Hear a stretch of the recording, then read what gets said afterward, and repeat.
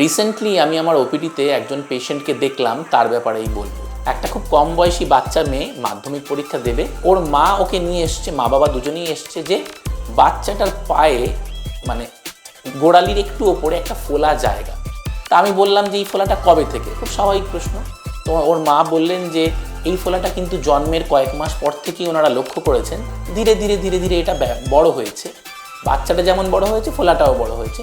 এখন যেহেতু বাচ্চাটা আবার নাচ গানও করে, তো নাচের সময় যেই একটু হাঁটাচলা করে বা বেশি নাচ করলো, প্রচণ্ড পায়ে ব্যথা হচ্ছে।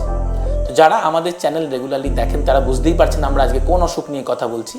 এটার মেডিকেল নাম হলো ভাস্কুলার ম্যালফরমেশন বা হিম্যানজিওমা অনেকে বলে থাকেন। তো এইটার কিন্তু একটা খুব সহজ সমাধান আছে, সেটার নাম হলো স্ক্লেরোথেরাপি। এই স্ক্লেরোথেরাপি কেমন করে হয় আমরা আপনাদেরকে দেখাবো আমাদের নেক্সট ভিডিওতে। এ ব্যাপারে ডিটেলস জানতে আমাদের চ্যানেল সাবস্ক্রাইব করুন এবং আমাদের ভিডিওস রেগুলারলি দেখতে থাকুন। ধন্যবাদ।